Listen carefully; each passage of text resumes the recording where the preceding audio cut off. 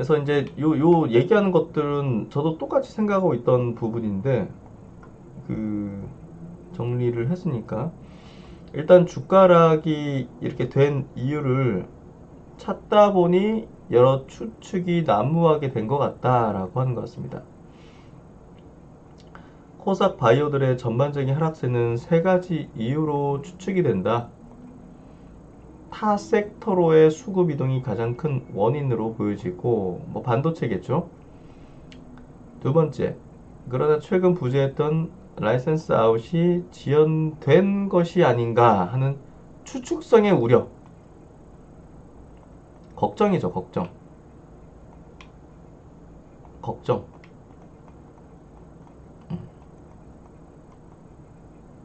걱정은 계속 이제 커지잖아요. 음.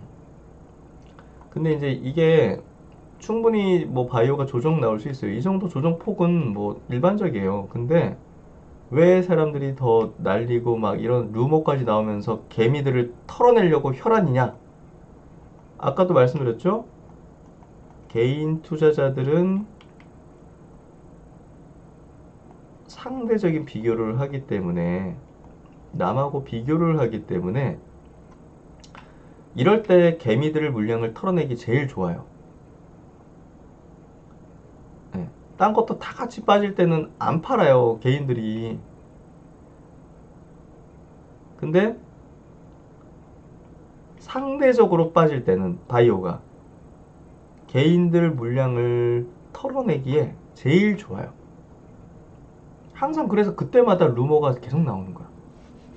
왜냐하면 그 세력들은 다 알거든. 개미들의 약점을.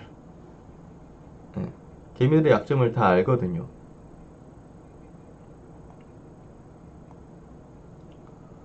걱정이죠, 걱정. 예.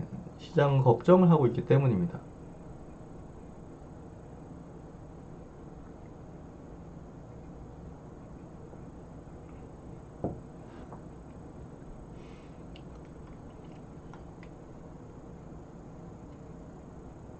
지난해 11월 대주주 양도세 이슈로 큰 폭 하락했던 학습 효과로 작년보다 빠른 추석 전 시점부터 하락 시작. 근데 작년에 사실 저는 양도세 이슈로 빠졌다고 보진 않고 있고요. 이건 뭐 사람마다 다 이제 의견이 다를 거니까.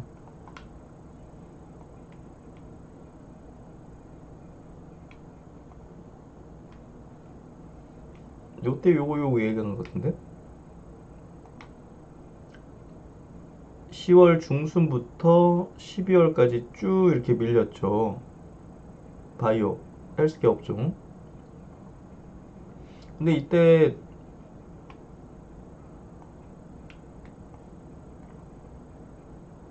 코스피도 빠진 거 아닌가?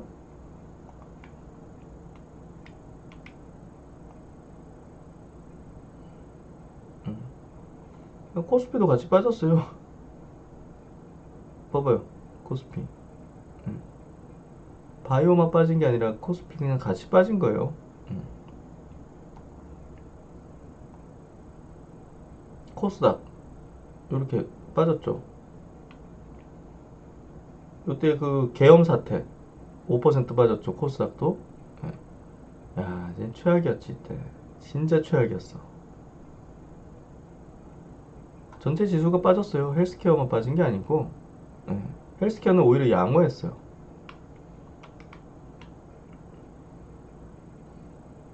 요건 뭐 의견이 다를 수 있죠. 예. 저는 뭐 양도세 때문에 빠졌다고 보진 않습니다. 뭐 다 빠졌는데 뭐. 근데 이제 이거는 이제 뭐 양도세 때문에 빠졌든 안 빠졌든 뭐 그것보다는요. 그 이 본질적 내용이라든지 어 매집 주체의 어떤 그 매집 주체 분산 단계 이제 매도하는 개미한테 털어내는 그 패턴이 아니면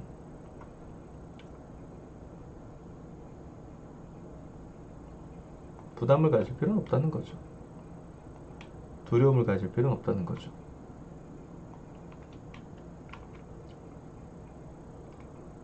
매년 4분기 펀더멘털과 무관한 섹터 조정이 이루어졌으나 남은 기간 주요 기업들의 애로 체결이 공시되며 해소될 것으로 예상된다. 제가 이제 이 근거로서 말씀을 드리고 있는 게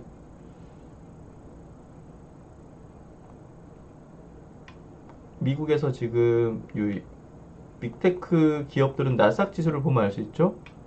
나스닥 지수의 절반 이상이 한 60%, 70%가 빅테크하고 그 테크 기업들이거든요. 삼성전자 하이닉스의 그 비중보다 더 높아요. 여기 이제 나스닥 얘들 엔비디아 10%, 마이크로 9%, 애플 9%, 아마존 5%. 이거 다 합치면 한 60%될 거야. 그러니까 빅테크는 요거거든요. 근데 이제 바이오는 이렇게 최근에 보시면 바이오가 더 강한 기조의 흐름을 보여주고 있습니다. 이게 시간이 가면 갈수록 바이오 기업들이 이제 그 급해지는 거죠. 네, 상승의 어떤 흐름이 급해지는 거예요. 왜냐하면 이 생명과학 지수 그리고 이렇게 XP의 바이오텍 지수는 우리가 메세라 인수가 화이자한테 된 것처럼 시간이 갈수록 지금 이게 올라갈수록 그 계약 체결되는 인수합병이 급속도로 펼쳐지거든요. 네, 이 가치 가격이 올라가기 때문에 그 전에 빨리 서두르려고 해요. 빨리 서두르려고 해요. 그래서 이게 계약이 나오는 걸 임박하게 만드는 그런 요인이기도 해요.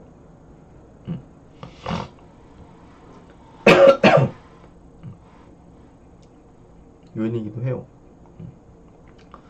그래서 그 부분을 우리가 생각을 해본다면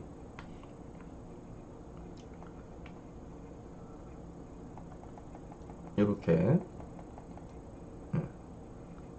장기 입형 주봉 차트인데요. 일봉 차트로 볼까? 지금 이렇게 되고 있단 말이에요.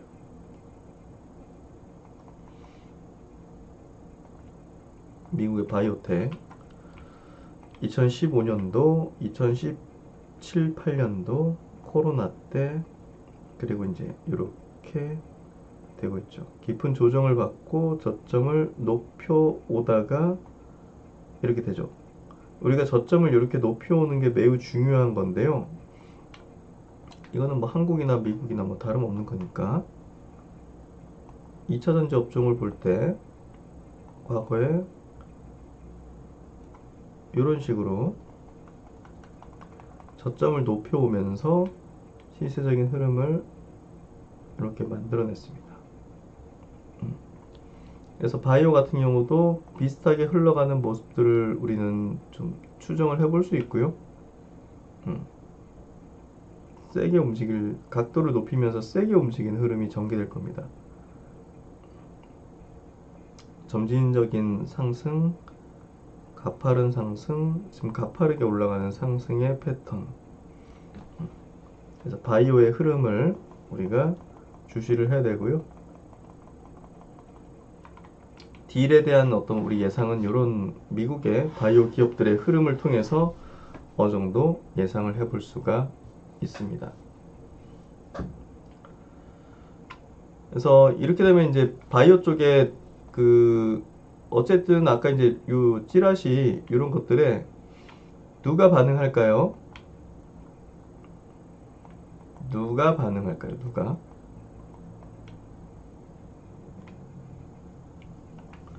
여러분들은 여기에 반응하지 않죠.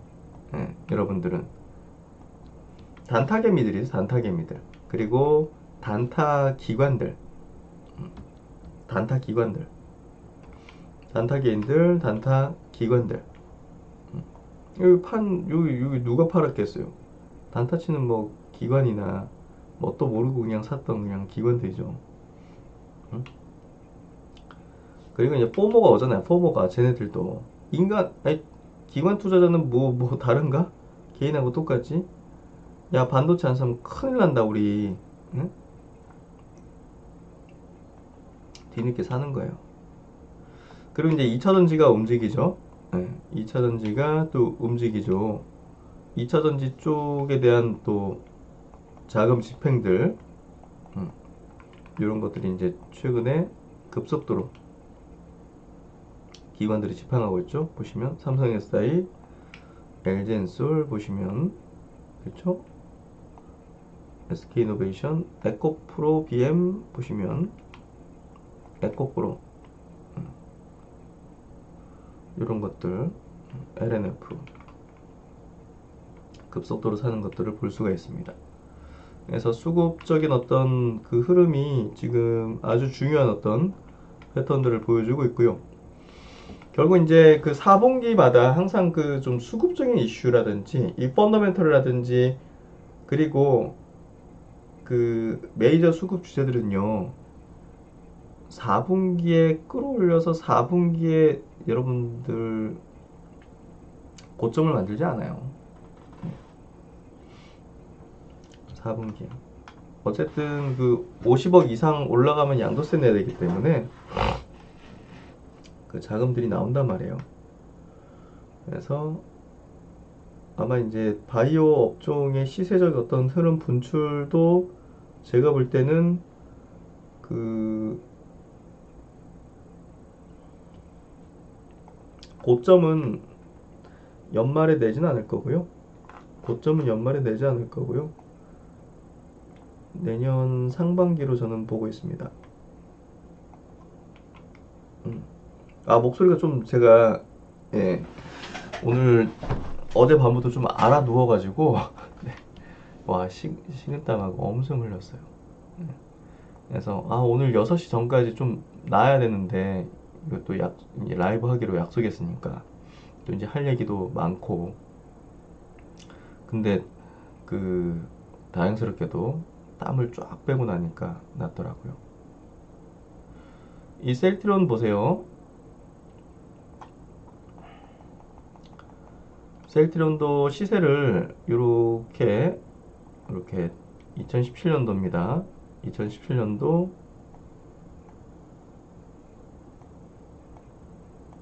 이렇게 조정 보이다가 11월 달 뿡 올리고 또 조정받고 하는데 12월 달에는 또 어떻게 됩니까? 물량이 나오잖아요. 그렇기 때문에 12월 달에는 이렇게 눌릴 거예요. 양도세 같은 것들이 나오니까. 그러니까 이런 식으로 하고 이제 고점은 언제 형성시키냐? 다음 해로 올리는 거예요. 봐봐요. 이게 봐봐. 이 배당락. 예, 양도세 기준일 지나고 나서 바로 뛰어버리죠. 15% 뛰어버리죠. 잘 보세요. 우리 과거를 통해서 그대로 볼 수 있는 겁니다. 이게 뭐냐? 세력들의 움직임을 말해주는 거예요. 물량이 어쨌든 나온단 말이에요. 셀트리온은 요거 100억 이상 들고 있던 사람 엄청 많았으니까. 예. 아니, 코로나 때도 저한테 그 계좌 보내주신 분들 수십억씩, 100 몇십억씩 들고 있는 분들 수두려 했단 말이에요. 셀트리온. 양도세 회피 이것 때문에 이제 파는 사람들 있겠지. 빵 튀잖아요. 그죠? 그러니까 바이오에 대한 어떤 여러분들 세력의 시각을 이해해야 되는데 연말에 고점 안 만들어요. 예. 왜냐면 팔아먹어야 되는데 그들은 팔아야 되잖아요. 예. 우리야 하루 만에 다 팔지. 여러분이 들고 있는 물량 뭐 많은 분들도 계시겠지만 하루에 다 팔잖아요. 그렇죠? 근데 세력들은 그렇지 않잖아요. 그렇지 않죠.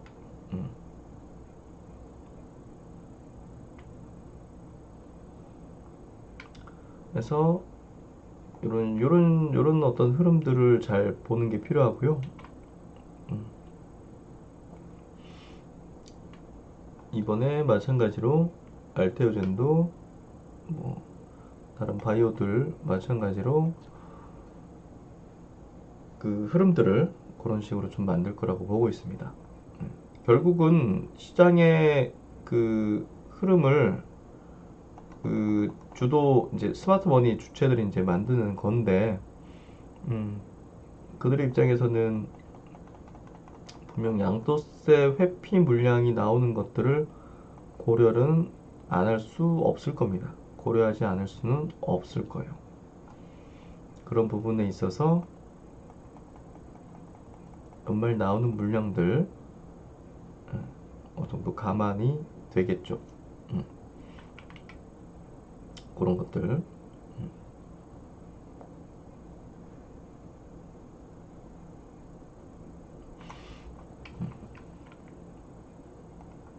그래서 보시면 아까 이제 찌라시 나온 거에서 그 리가캠 ABL이 연내 에로가 어렵다라는 이야기가 있다라고 했는데, 남은 기간 주요 기업들의 에로 체결이 공시되면서 해소될 것으로 예상된다. 각 기업 목표는 유지 중이다. 변동사항 없는데? 찌라시라고 얘기하는 거죠. 야, 이거 내가 한 얘기 아니야 라고 하는 거지. 다시 저점기의 구간이 되었다는 점 또한 매년 반복되고 있다. 코스닥 150 헬스케어 지수는 3년째 매년 신고가 경신 중에 있다.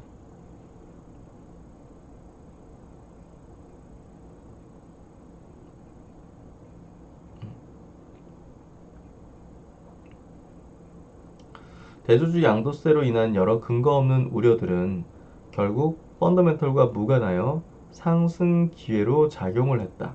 항상 반복됐어요. FDA 승인 및 M&A 성과에도 과도한 조정을 받고 있다. 단기간 내 회복 전망. 국내 제약바이오 섹터는 지난 10년간 이뤄내지 못했던 FDA 승인, 이제 유한양행, 알테오젠이죠. 그리고 D&D 파마텍의 파이프라인을 보유한 메세라의 화이자 M&A 결정과 같은 지난 10년간 없었던 실질적 성과들로 큰 폭의 상승을 보였다. 매년 FDA 승인을 기대할 수 있는 주요 산업이 될 것이다. 그러니까 이 한국의 바이오 기업들, 바이오 산업이 업종이 중장기적 성장의 흐름을 띌 것이다 라고 이야기를 하고 있는 겁니다.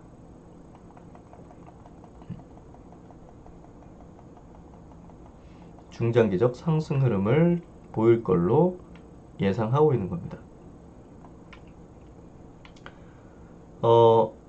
내년 초가 될 것 같은데요. ABL 바이오의 ABL001을 가져가서 미국의 이제 컴퍼스 테라포틱스가 이제 임상을 진행하고 있죠. 다음 치료제 FDA 가속 승인 신청 목표. 이거 굉장히 큰 거죠. 로열티 구조니까. 보로노이 FDA 가속 승인 목표 27년, 28년 한올 바이오파마 FDA 승인 목표. 그리고 펩트론과 지속형 제형 개발을 위한 릴리 기술 검토 단계로 착공 및 본계약 기대를 하고 있다. 리가켄 바이오, 에이벨 바이오 등 에로 목표였던 기업들 또한 목표 변동 없이 유지 중이다. 미국 바이오는 금리 인하 기대감으로 코로나19 이후 역대 최대 상승 중이나 그러니까 국내는 수급 이슈로 조정 국면이다. 제약바이오 비중 확대 의견 유지. 저는요, 이제 한국의 바이오 기업들도 이 바이오 추세적 어떤 흐름 자체가 과거처럼 이렇게 테마적으로 움직이는 구간을 이제 지났다는 거죠. 테마로 움직였잖아요, 테마로. 이 상승을 다 이끌었던 기업들이 신약 승인을 못 받거나 나락으로 갔거나 실적이 안 나왔다니까요. 이게 테마로 움직였어요. 테마로. 일시적인 어떤 실적만 나왔거나 진단키트 이런 거. 한미약품 기술이 나오고 다 반환됐죠. 뭐야? 이건 신기루였다는 거예요. 신기루 테마. 근데 이거는 테마가 아니잖아요, 지금. 이게 테마가 아니면 옛날에 우리가 바이오는 테마처럼 움직이니까 끝없이 그냥 올라가는 거야. 순식간에. 근데 이거는 파동을 그리고 있잖아요. 이건 중장기적으로 움직이는 거야. 왜 중장기로? 기업 가치가 올라가는 흐름으로 상승이 벌어지고 있다는 거죠. 완전히 다르게 움직이고 있다는 거예요. 그래서 저는 이제 이 바이오 업종을 이제 주력으로 하는 이유는요, 영원한 성장 업종이기 때문이에요. 쇠퇴하는 업종이 될 수가 없는. 나중에는 우리가 지금 성장 업종이라 보고 있었던 그런 업종 중에서 성장이 아니게 될 수 있겠죠. 뭐 게임이나 뭐 IT 소프트웨어 이런 것들은 뭐 성장도 아니잖아 지금. 2차전지 어느 순간에서는 성숙 시장이 돼가지고 성장하고는 그렇게 연결되지 않는 업종이 될 수도 있겠죠. 한참 지나고 방산이나 이런 쪽도 그럴 수 있겠죠. 근데 바이오는 그렇지가 않아요. 영원한 성장 업종이에요. 그리고 한국은 여기에 상당한 강점을 갖고 있어요. 아까 이제 처음에 말씀드렸죠? R&D 비용 2, 30조 쓰는 빅팜들이 SC 제형이라든지 펩타이드 1개월 제형을 플랫폼을 못 만든 거 아니냐. 수천 명의 R&D 연구 인력을 갖고 있는데 지금 뭐 알테오젠 펩토론 해봤자 그 뭐 몇 명이나 된다고 R&D 인력이. 대단한 거란 말이에요. 한국이 대단한 거란 말이에요. 한국 회사가. 그래서 이 한국의 바이오 회사들 중에서는 글로벌적 기업들이 계속 나올 거예요. 그래서 이제 저는 나중에 비트코인 중심으로 투자를 할 텐데 한국의 바이오 쪽에서는 투자를 지속할 거예요. 글로벌 회사들이 나올 거니까. 그리고 만약에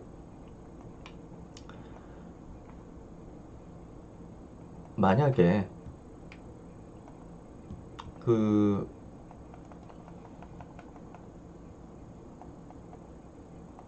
알테오젠 같은 경우 이번에 뭐 시세적인 어떤 분출을 냈다.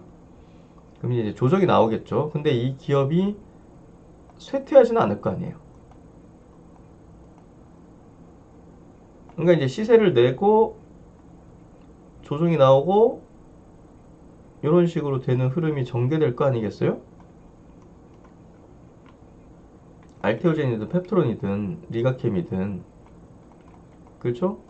그럼 이번에 이제 매도를 깔끔하게 하고 나서 나중에 이제 이런 지점들 왜냐면 펩트론 같은 경우는 2030년 31년 이게 이제 출시가 되겠지. 그럼 이제 매출 찍힐 거 아니에요. 임상은 뭐 성공하는 거니까. 알테오젠 같은 경우도 이제 ADC 쪽 이제 임상하잖아요. 그렇죠? 2030 되면 그 에너투도 한 20조 가까이 매출 찍힐 걸로 지금 예상 잡고 있잖아요. 거기서는 지금 로열티율이 더 높은 걸로 알고 있거든요. 그럼 알테오젠이든 펩토론이든 이런 것들 나중에 매수를 해야죠.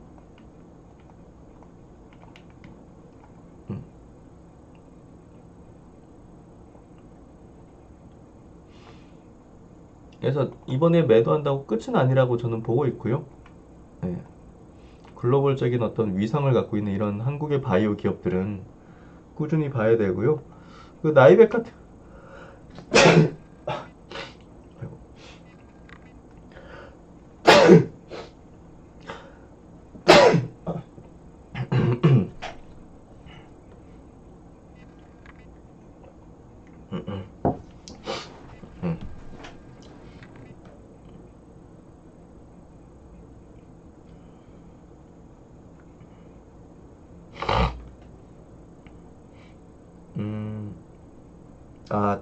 TV님 이번에 매도 못하면 반해반토막 날 거라고 하지 않으셨나요? 그런데 중장기적으로 영원한 상승 업종이라 말씀하시니 이해가 좀 안 되네요.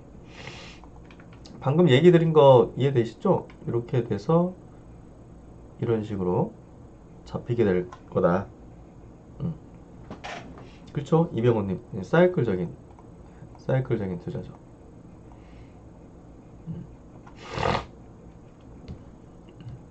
나이백 같은 게 이제 상당히 우리가 향후 기대를 해볼 수 있는 종목인데, 제가 뭐 지금은 뭐 추천드리진 않지만, 업사이드 포텐을 갖고 있는 종목이다라고 꾸준히 제가 계속 커버드리고 있는 종목이었죠. 그러니까 이런 기업들이 이 포텐셜이 있어요. 한국의 어떤 바이오를 이끌어갈 수 있는 그런 가능성들을 알고 있죠.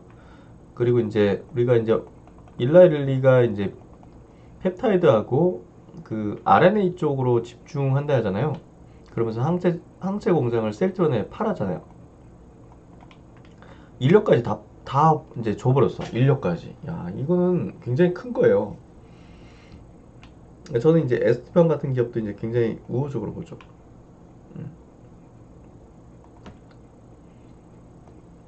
RNA 쪽으로 이제 CDMO 하는 기업이니까. 이런 기업은 이제 꾸준하게 성장하는 기업이죠.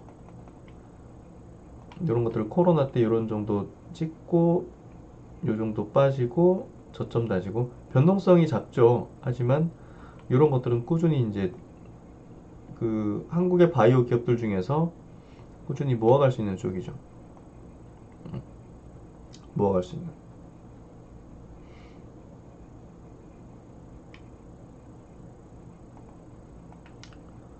그래서 그렇게 좀 볼 수 있는 쪽이고요.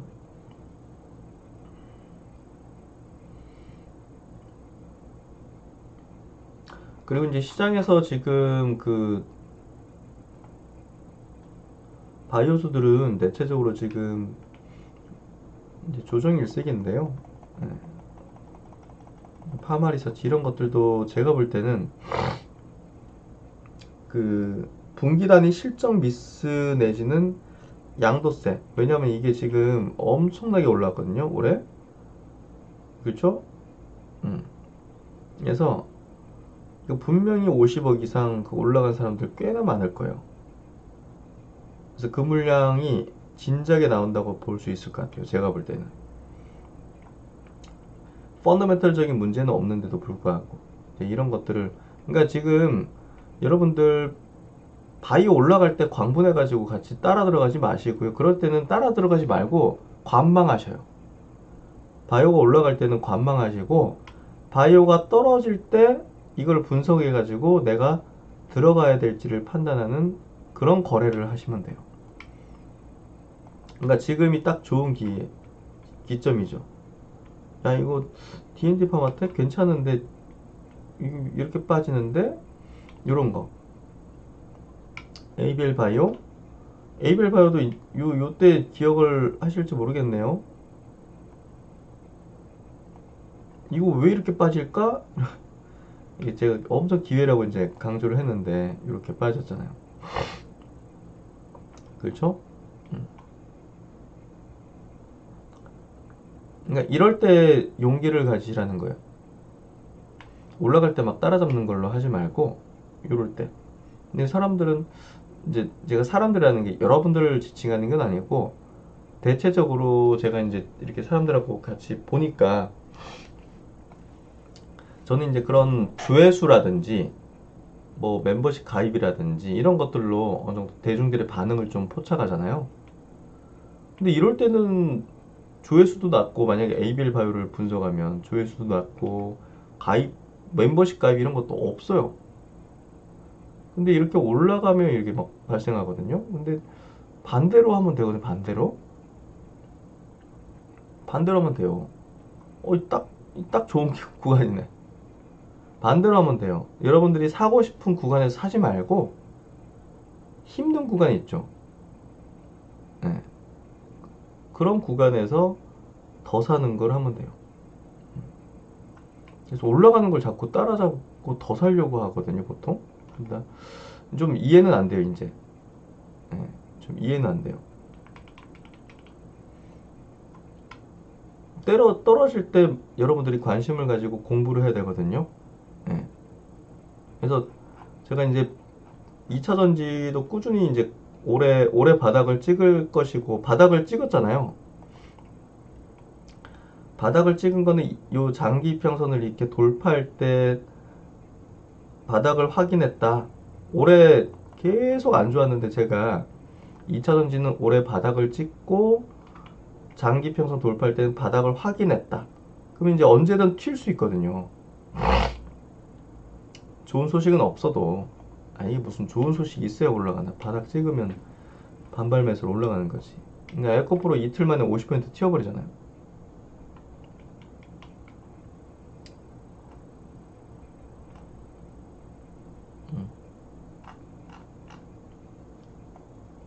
수소업종도 아마 여러분들 관심 가지시는 게 좋을 겁니다. 수소업종.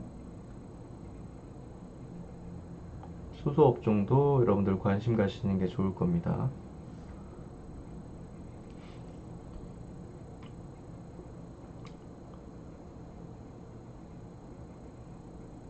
그래서 이렇게 이제 바이오 기업들이 이제 그 상대적으로 반도체 쪽하고 반도체 쪽하고 이렇게 2차전지 최근에 올라오는 흐름 속에서 반도체가 이거는 지금 아까도 말씀드렸지만 기관들도 지금 소외돼 버렸어요.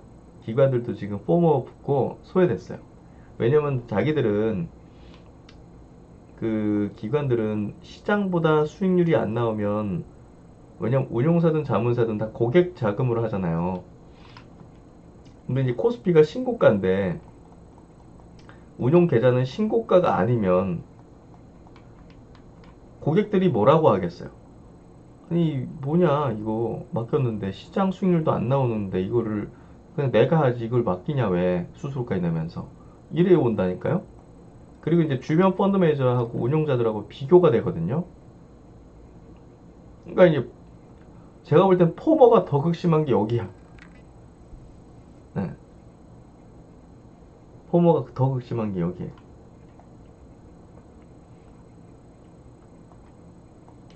지금 그런 현상이 지금 벌어지는 것 같고요. 네. 일단 외국인들이 이쪽으로 계속 치는 흐름이면 올라가는 거죠, 계속. 네. 외국인들이 삼성전자 하이닉스를 계속 사면 올라가는 건데 기관은 소외되다 보니까 소부장으로 좀 가는 것 같다. 그래서 세력들은 특히나 이제 그 반도체 기업들로 지금 그 매수를 한 게 아니기 때문에 메이저 세력들은 반도체 기업들을 매수하진 않았습니다. 그래서 그쪽은 제가 볼 때는 그 외국인이 지금 방향을 쭉 이끄는 거고요. 이제 기관이 이제 거기를 좀 추종하는 색이고 나중에 또 고점권역은 이제 일반 개인이 이제 뛰어들어 가지고 물량을 받아내는 그런 흐름이 될 겁니다. 그래서 그 판은 이제 뭐 이들이 이제 그냥 알아서 치고받고 하도록 그냥 두면 될 것 같아요. 반도체 쪽. 여기서 우리가 굳이 그 끼어 들어가지고 할 필요는 없다. 제가 내린 판단은. 그리고 이제 2차 전지 같은 경우는 2차 전지 같은 경우는 상승은 제한된 업종이에요. 상승은 제한된 업종이에요. 그렇기 때문에 업사이드에 대한 포텐이 이제 단기적으로는 반발 매수, 기술적 반등 이런 걸로 이제 강하지만 이게 지금 반도체는요. 그 지금 AI 트렌드잖아요. 그러니까 저렇게 튈 수 있는 거고요. 2차 전지는 저는 좀 상승은 제한될 거라 보는데요. 여기서 그냥 트레이딩 쪽으로 할 수 있는 영역들은 상당히 있다 봅니다. 트레이딩 쪽으로. 그런 정도 보고 있어요. 트레이딩 쪽으로. 그래서 2차 전지는 보시면 이 2차 전지 업종 지수입니다. 23년도 고점을 찍고 처음으로 장기 이평선인 빨간색이 240일 이동평균선이거든요. 요거를 처음으로 돌파를 한 걸 볼 수 있습니다. 23년 7월에 고점을 찍고 처음으로 여기 돌파를 했어요. 그러니까 기술적으로 여기 쭉쭉쭉 올라올 수 있는 여지가 커요. 그러니까 트레이딩 관점으로 좀 접근해서 하면 수익률 낼 수 있다 봅니다. 요 자리. 그렇죠? 음.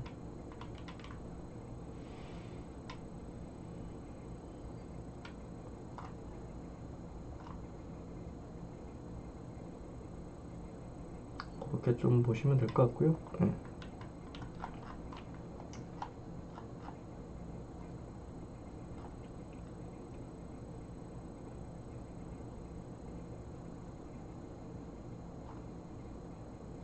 나스닥 바이오텍 지수 추이, 그리고 한국의 150 헬스케어 지수 거의 비슷하게 가고 있고요. 최근에 이제 흐름 보면 미국의 바이오 이제 텍 지수도 이제 점진적으로 올라오고 있는 흐름을 볼 수가 있습니다. 좋아질 겁니다. 네. 그래서 헬스케어 업종은 최근에 좀 상대적으로 지지부진했지만 모멘텀이 없었으니까 좀 그런 거라고 좀 해석하면 될 것 같고요. 그 지금 기대되는 그 계약들 그런 것들이 그 한 건씩 터지게 되면 순식간에 분위기가 반전되고 바뀐다라고 좀 이해를 하시면 될 것 같습니다. 그래서 다들 그 시장에 대해서 그 우려하는 포인트들이 뭔지는 알겠는데 제가 볼 때는 너무 그렇게 두려움 가지실 필요는 없고요. 여러분이 느끼는 그 감정 반대로 하면 주식은 쉽게 풀립니다. 지금이 바로 용기를 낼 때라고 생각합니다. 하락할 때 더욱 기회가 커지게 됩니다. 하락할 때 더욱 기회가 커지게 됩니다. 하락할 때. 하락할 때.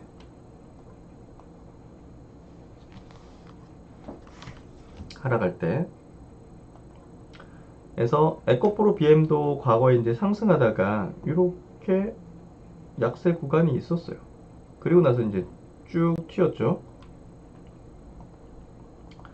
모든 주도 업종이 다 이런 20, 30%씩은 하락 구간을 거치거든요.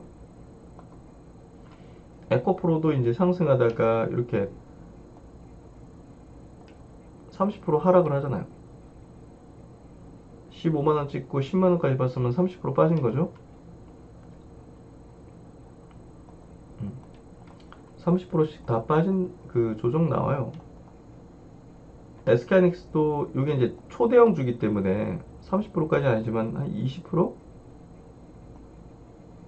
요때 음봉 크게 나올 때는 야 이거 뭐지? 대량 거래 터지고 했었죠. 이런 구간이 다 있었어요.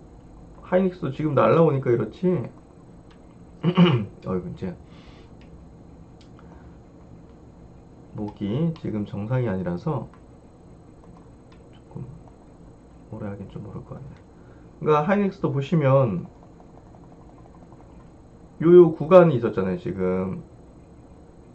그쵸? 한 3개월 요렇게. 그러니까 이런 구간이 있어요. 예. 그래서 요 음봉 크게 나올 때 이때 야 이거 뭐지? 하면서 그랬는데 순식간에 바뀌잖아요. 저는 그 알테오젠도 순식간에 바뀔 거라 봅니다. 펩토론도 마찬가지로 순식간에 바뀐다고 봐요. 순식간에.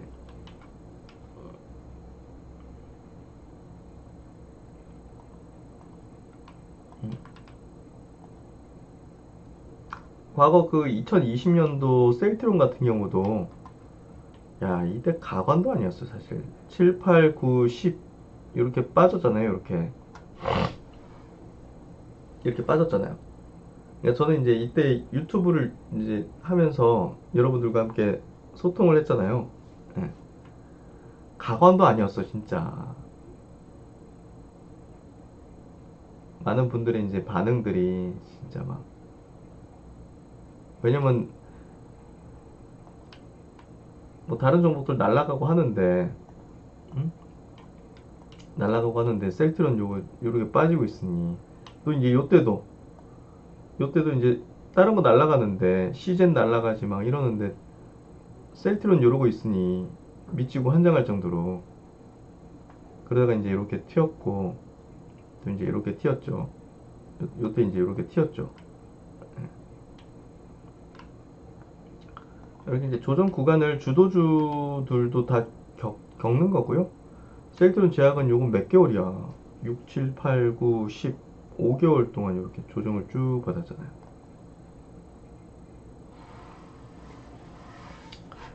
이런다니까요. 네. 주도주도 다 조정을 이렇게 조정 구간을 거친다는 거죠.